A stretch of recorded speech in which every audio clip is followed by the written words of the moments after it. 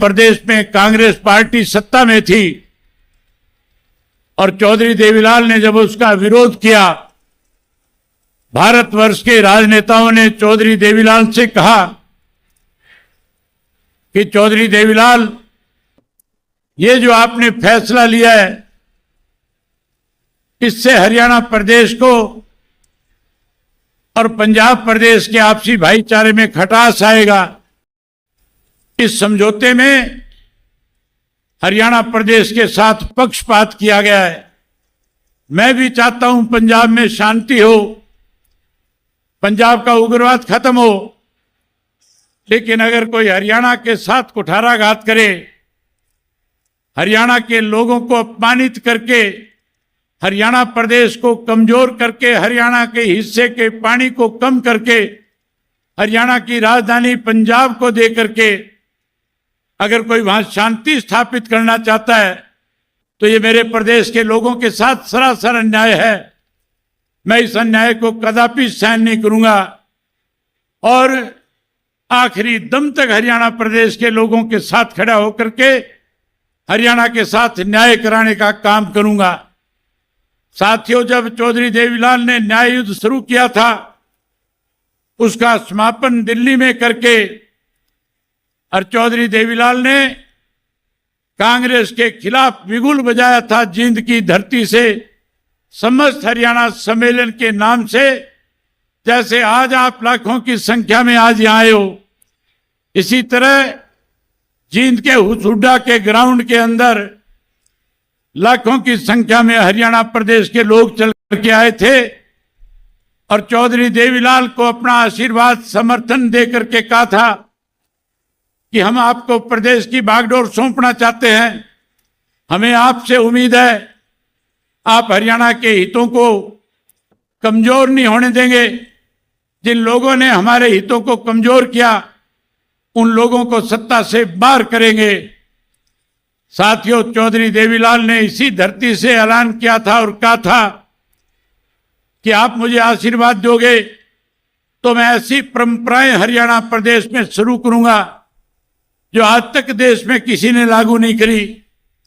चौधरी देवीलाल ने सबसे पहले अपने संबोधन में, अपने भाषण में हरियाणा प्रदेश के लाखों लोगों को संबोधित करते हुए कहा था कि अगर आप मुझे सत्ता सौंपोगे तो मैं हरियाणा प्रदेश के हर बुजुर्ग जिसकी उम्र 60 वर्ष होगी उसको 100 रुपया माहवार पेंशन देकर के सम्मान देने का काम करूंगा। साथियों, चौधरी देवीलाल ने इसी धरती पे वायदा किया था और कहा था कि आज मेरे प्रदेश का किसान कमजोर है, आज मेरे प्रदेश के मजदूर की अनदेखी हो रही है, आज छोटा दुकानदार पिस रहा है, इसलिए मैंने ये फैसला ले लिया कि हरियाणा प्रदेश में सत्ता में आने के बाद जहां किसान का, छोटे दुकानदार का और गरीब मजदूर का 10-10 हजार रुपए का कर्जा माफ करूंगा, वहीं कहा था गरीब की बेटी की शादी में दिक्कत कठिनाई ना आए उसके लिए 5100 रुपये कन्यादान के भी देने का काम करूंगा।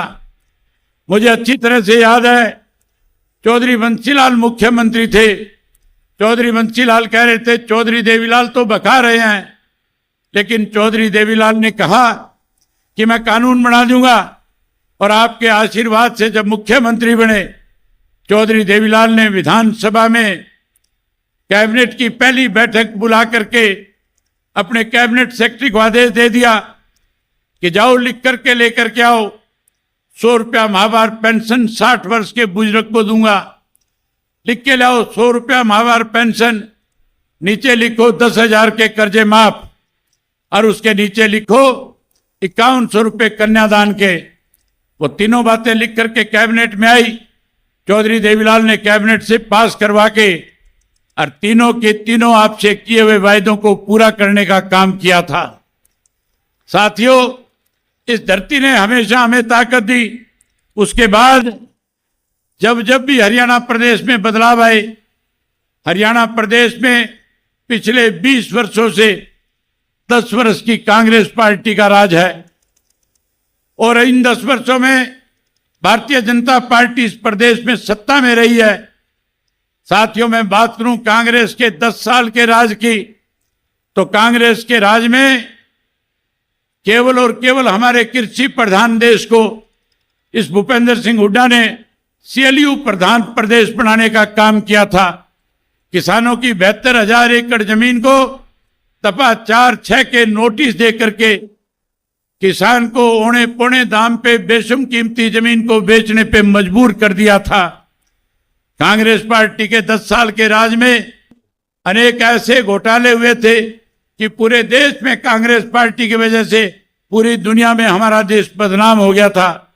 उसके बाद के जो 10 साल थे भारतीय जनता पार्टी के, अगर मैं उसकी विस्तार से चर्चा करूंगा तो बहुत लंबा समय लग जाएगा। साथियों, भारतीय जनता पार्टी का राज बनने के बाद जहां देश के प्रधानमंत्री नरेंद्र मोदी ने लोगों के साथ बड़े बड़े वायदे करके सत्ता में आए थे, सत्ता में रहते हुए जो वायदे लोगों से किए पूरा करना चाहिए था, वायदे पूरे करने की बजाय लोगों को परेशानी कैसे हो इस तरह के फैसले लेने शुरू कर दिए। याद होगा मोदी जी कहा करते थे हर घर में 15-15 लाख दूंगा। यह भी कहा था कि कांग्रेस के राज में जो धन लूट करके विदेश के बैंकों में जमा कराया गया है वो काला धन वापिस लाऊंगा, हर आदमी के खाते में 15-15 लाख जमा कराऊंगा।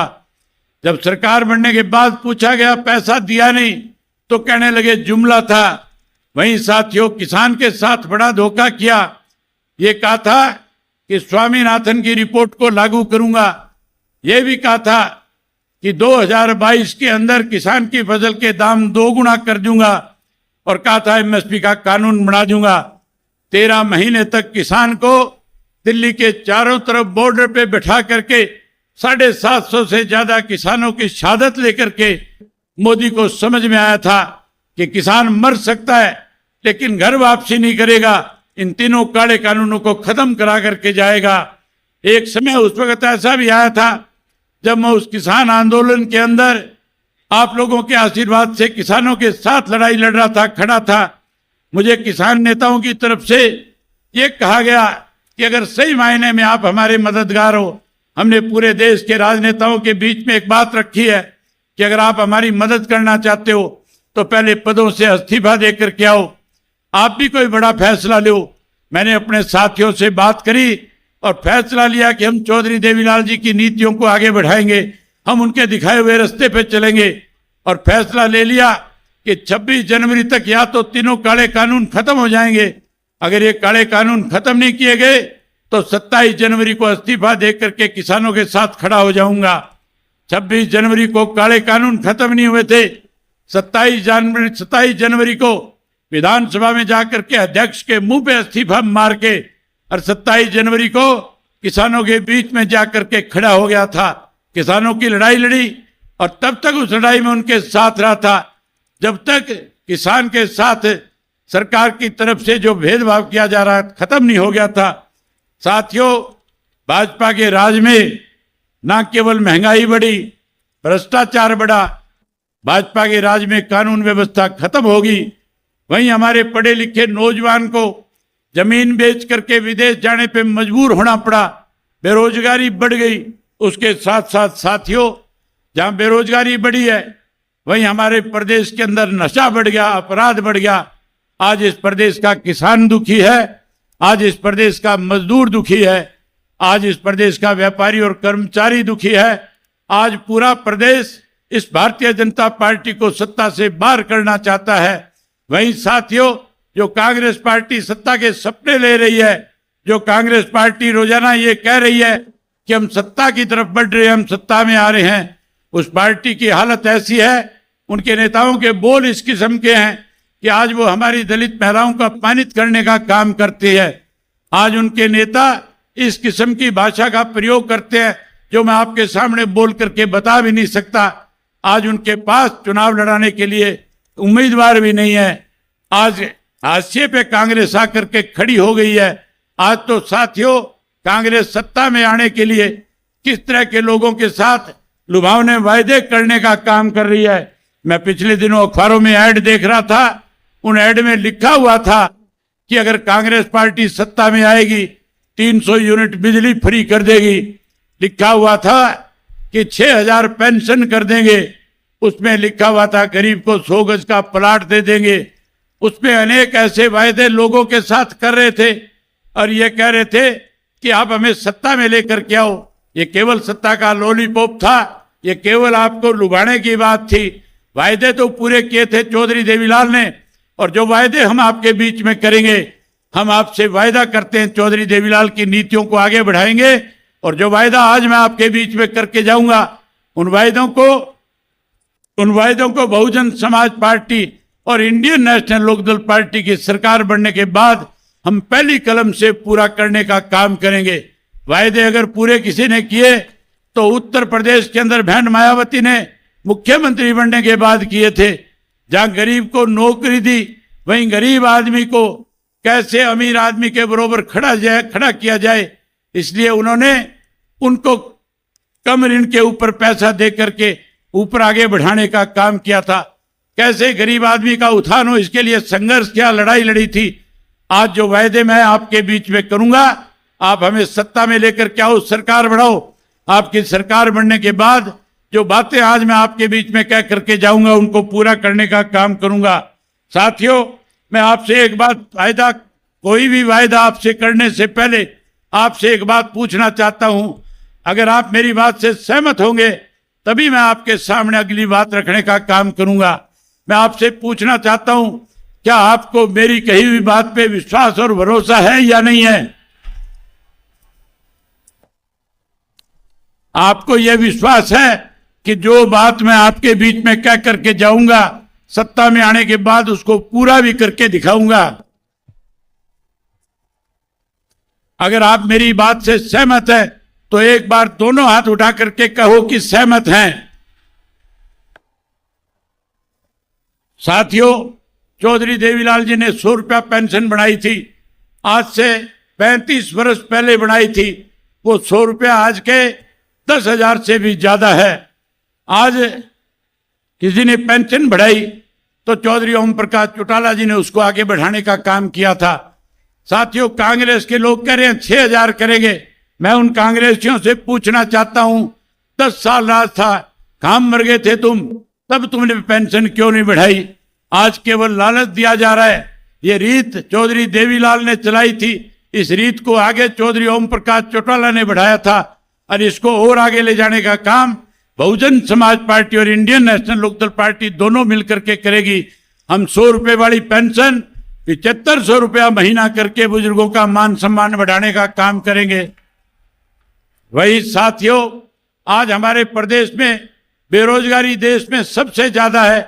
2 लाख से ज्यादा पद सरकारी नौकरियों के खाली पड़े हैं। मैं अनेक गांवों में गया हूं, छोटे छोटे बच्चे जो है पलायन करके विदेशों में अपनी जमीनें बेच के, हम उन बच्चों के लिए अच्छी पॉलिसी बनाने का काम करेंगे। और वहीं हर घर से एक पढ़े लिखे नौजवान बच्चे को, चाहे वो बेटा है बेटी है, उसको सरकारी नौकरी कानून बना करके देने का काम करेंगे। जो बच्चा नौकरी से वंचित रह जाएगा उसे मायूस नहीं होने देंगे। हम उस बच्चे को जब तक नौकरी नहीं लग जाएगा 21,000 रुपया बेरोजगारी भत्ता दे करके उसका मान सम्मान बढ़ाएंगे। वहीं उसके साथ साथ हमारी लाखों हजारों की संख्या में माताएं बहनें आई बैठी है। मोदी इनसे झूठ बोल रहा था, कह रहा था कि मैं माताओं बहनों को चूल्हे से पूछा छुड़ा दूंगा, कहता था घर घर में गैस का कनेक्शन पहुंचा दूंगा, गैस का सिलेंडर मुफ्त में दूंगा। आज कांग्रेस वाले कहते हैं 500 का कर देंगे। ये 10 साल में जो 250 रुपए में चौटाला साहब के राज में मिला करता था, इन्होंने महंगा किया था, महंगाई बढ़ाई थी। ये लोग आज केवल बरगलाने के लिए, आज केवल वोट हासिल करने के लिए इस तरह की बात कहते हैं। आपको माताओं बहनों को चिंता करने की जरूरत नहीं है। आप सरकार बढ़ाओ। संगठन की सरकार बनने के बाद फिर मैं भरी सभा में आपसे वायदा करता और कहता हूं कि सरकार बनने के बाद महीने की 1 तारीख को हरियाणा प्रदेश की बहुजन समाज और इंडियन नेशनल लोकदल पार्टी की सरकार की तरफ से आपको गैस का सिलेंडर हर महीने मुफ्त में मिला करेगा। जहां आपको गैस का सिलेंडर फ्री में दूंगा, वहीं माताओं और बहनों को 1100 रुपए उस सिलेंडर के साथ आपके खाते में जमा कराऊंगा, ताकि आपकी रसोई बढ़िया चले, किसी किस्म की दिक्कत ना आए। वहीं उसके साथ साथ साथियों 4 काम और करूंगा। मुफ्त में पानी पीने का हर घर में टूंटी पहुंचा करके देने का काम करेंगे। ये तो बिजली के कहते हैं 300 यूनिट माफ करेंगे, मैं कहता हूं बिजली के मीटर पड़वा करके मनोहर लाल खट्टर के घर भिजवा दूंगा। हर किसी को डोमेस्टिक लाइट का एक नया पैसा बिल नहीं भरना पड़ेगा, पूरा बिजली का बिल माफ करेंगे। सोलर सिस्टम लगाएंगे गांव गांव में और हर गांव में बिजली की सप्लाई मुफ्त में देने का काम करेंगे। वहीं उसके साथ साथ ओल्ड पेंशन स्कीम को भी लागू करेंगे। जिस कांग्रेस ने ओल्ड पेंशन स्कीम खत्म करी थी, मैं कर्मचारियों से कहना चाहूंगा मौका आ गया बदला लेने का, यही तरीका है बदला लेने का। अब आप इसके साथ साथ आपकी पेंशन जहां बहाल करूंगा, वहीं कांग्रेस को सबक सिखाओ जिस कांग्रेस ने आपकी पेंशन काटने का काम किया था। जहां बिजली और पानी मुफ्त करेंगे, वहीं ऐसे स्कूल गांव में बना करके दूंगा कि शहर के बच्चे चल करके गांव के स्कूल में पढ़ने आया करेंगे और शिक्षा मुफ्त में प्राप्त करने का काम करेंगे। वहीं उसके साथ साथ परमात्मा ना करे कोई बड़ा बुजुर्ग या कोई भी घर का मेंबर बीमार हो जाए, साथियों कांग्रेस वाले कहते हैं 20 लाख तक का इलाज मुफ्त कराएंगे, कोई कहता है 10 लाख तक का कराएंगे। मैं आपसे भरी सभा में कह रहा हूं, आप सरकार बनाओ, हरियाणा प्रदेश का नागरिक परमात्मा ना करे कभी बीमार हो, हरियाणा स्वच्छ स्टेट बनकर के रहे। अगर कोई बीमार हो जाएगा तो चाहे कलकत्ता बंबई जाके भी इलाज कराए, हम उसका इलाज मुफ्त में कराने का काम करेंगे, एक पैसा उसका खर्च नहीं होने देंगे। वहीं उसके साथ साथ साथियों, आज जो नौकरियां जैसे